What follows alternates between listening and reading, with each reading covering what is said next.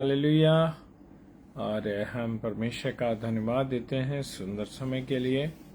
एक बार फिर से हम सब भाई बहनों को परमेश्वर ने अवसर दिया है कि हम उसकी आराधना कर सकें, उसके वचन पर मनन कर सकें। और एक मत्ती रचित सुसमाचार उसका 22 अध्याय से हम पढ़ेंगे आज, और कुछ वचन हमें सिखाता है। Praise the Lord. प्रार्थना करेंगे। धन्यवाद धन्यवाद धन्यवाद के साथ परमेश्वर आपके चरणों में आते हैं खुदावन, और धन्यवाद देते हैं कि परमेश्वर आपने हमें संभाला, अपने अनुग्रह में रखा, ये अवसर दिया है कि हम तेरी महिमा कर सकें। खुदा आप तेरी इस दया के लिए धन्यवाद देते हैं, आपकी करुणा के लिए धन्यवाद देते हैं, सुरक्षाओं को देने के लिए धन्यवाद। यीशु मसीह के नाम में मांगते हैं। Praise the Lord. और मत्ती रचित सुसमाचार उसका 22वां अध्याय और उसके 1-2 पदों को लूंगा मैं। 15वें पद ये है, 16वें पद से 15 पद से चलेंगे। 15 पद कहता है, तब फरीसियों ने जाकर आपस में विचार किया कि उसको किस बातों में फंसाएं। प्रभु यीशु मसीह को उन फरीसियों ने चाहा कि हम, क्योंकि वो उनकी सब हरकतों को जानता था। एक बात और बता दूं मैं आपको, जब आप लोगों की गंदी हरकतों को, गंदे विचारों को, गंदे सोच विचारों को आप जानते हैं तो वो आप समझ जाएंगे उनको कि वो कैसे आपको बातों में फंसाते हैं। और यहाँ पर प्रभु यीशु मसीह, जो दुनिया का सृष्टिकर्ता, दुनिया को बनाने वाला, उसको क्या कह रहे हैं? उसको हम किस बात में फंसाएं। अतः उन्होंने अपने चेलों को हेरोदियों के साथ उसके पास ये कहने को भेजा, हे गुरु, हम जानते हैं कि तू सच्चा है। अब प्रभु यीशु मसीह से वो कहते हैं कि अरे ये बात सच है कि तू बहुत ईमानदार, बहुत अच्छा है। उसने कहा कि तू सच्चा है, हम जानते हैं कि तू सच्चा है और परमेश्वर का मार्ग सच्चा है। और जो परमेश्वर का मार्ग है उसको भी सच्चाई से समझाता है। धीरे धीरे उसको फंसाने की कोशिश कर रहे हैं। और क्या कहते हैं? क्योंकि और तू सच्चाई से सिखाता है और किसी की परवाह नहीं करता। क्या नहीं करता? किसी की भी तू परवाह नहीं करता कि अरे वो उसको बुरा लग जाएगा, इसको ये लग जाएगा। मेरे प्रियो, आज मनुष्य मुंह देख करके बात करता है, मुंह देख करके लोगों से उनका फैसला करते, निर्णय करते हैं। तो यहाँ पर वो कहता है कि तू परमेश्वर का मार्ग सच्चे सिखाता और किसी की परवाह नहीं करता, क्योंकि तू मनुष्य का मुंह देख कर नहीं करता, बातें नहीं करता। जो प्रभु यीशु मसीह जो था, हमेशा ईमानदारी के साथ, बिल्कुल स्वच्छता के साथ, शुद्धता के साथ जो बात होती थी वो बताता। अब उसको फंसाने के लिए इसलिए क्या हमें बताया कि तू क्या सोचता है, कैसर को कर देना उचित है कि नहीं। जो उस वर्ष का टैक्स कलेक्टर था, कौन? उसका टैक्स कलेक्टर था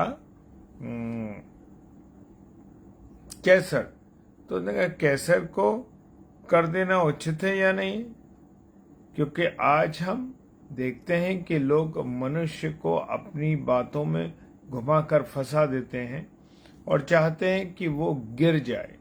एक अच्छे व्यक्ति को गिराने के लिए लोग भरसक कोशिश में लगे रहते हैं। और लिखा है, इसलिए हमें बता कि तू क्या सोचता है, कैसर को कर देना उचित है कि नहीं। यीशु ने उनकी दुष्टता जानकर, अब यीशु मसीह तो मेरे और आपके हृदय को जानता है, और उनकी हृदय की दुष्टता को जान करके क्या कहता है प्रभु यीशु मसीह? वो समझ गया, है कपटी, मुझे क्यों परखते हो, कर का सिक्का मुझे दिखाओ। उन्होंने कहा कि तुम मुझे क्यों ऐसा मेरे साथ करते हो। वो उनकी दुष्टता जान गया था, मुझे परखते हो, कर का सिक्का मुझे था। तब आप पास आकर एक दिनार ले आए। उन्होंने पूछा, ये किसकी छाप और किसका नाम है? यीशु मसीह ने कहा, उन्होंने कहा ये कैसर का। उसने कहा जो कैसर का है, जो कैसर का है वो कैसर को, और जो परमेश्वर का है वो परमेश्वर को दो। ये सुनकर वो अचंबा करके किया और उससे छोड़कर चले गए। मेरे प्रियो,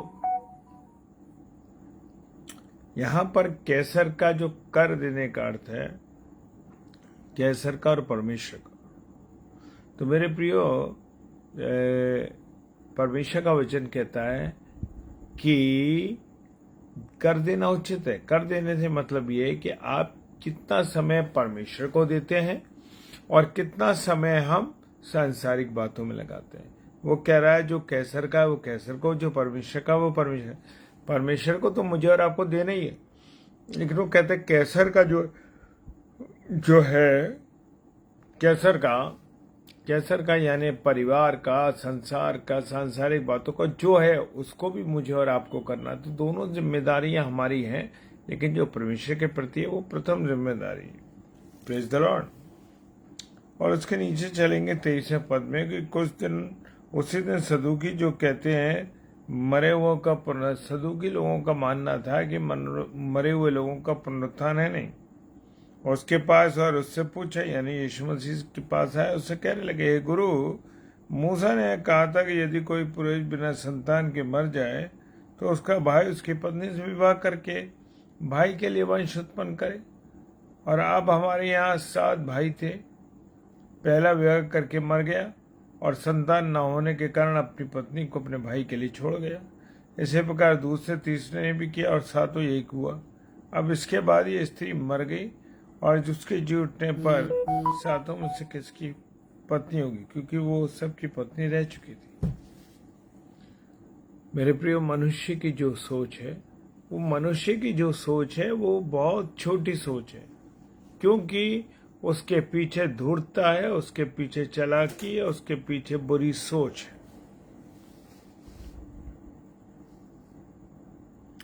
इसी प्रकार दूसरा तीसरे में किया, 7 का ये। उसके बाद वो स्त्री मर गई, अतः जी उठने पर वो किसकी 7 में से किसकी पत्नी हुई, क्योंकि वो सबकी रह चुकी पत्नी।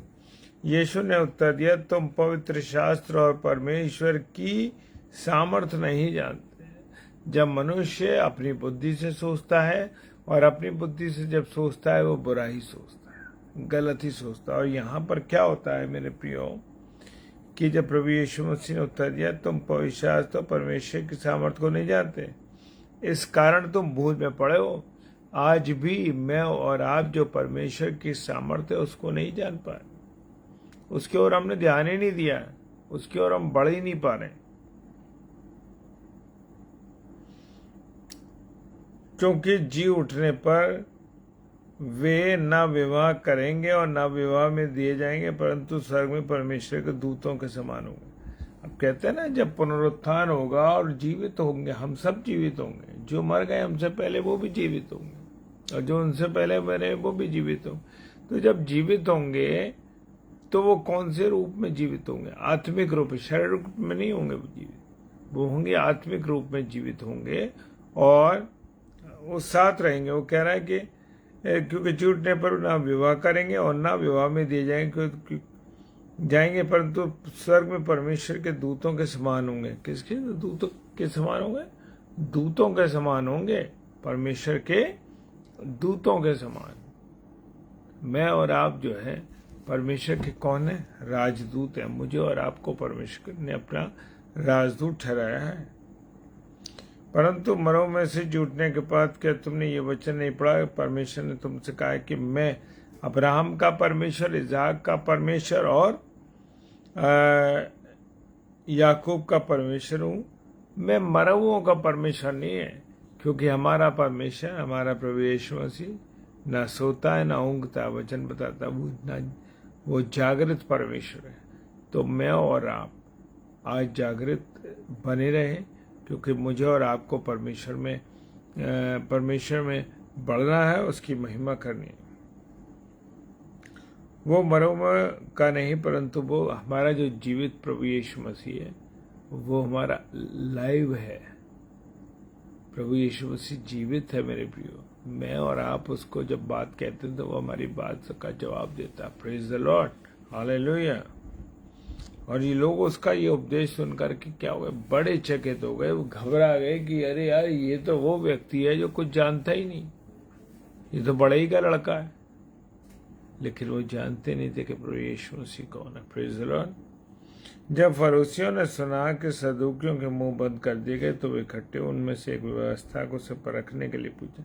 अब प्रभु यीशु मसीह को सारे व्यवस्थापक जो थे परखने के लिए पूछते थे कैसे किया हुआ। आज भी लोग आपको और मुझको पूछते हैं, दो बोलते हैं कि अरे तुम ऐसे करते हो, तुम ऐसे करते हो, ऐसा है तो ऐसा है, ऐसा है, फंसाने की कोशिश करते हैं आज भी।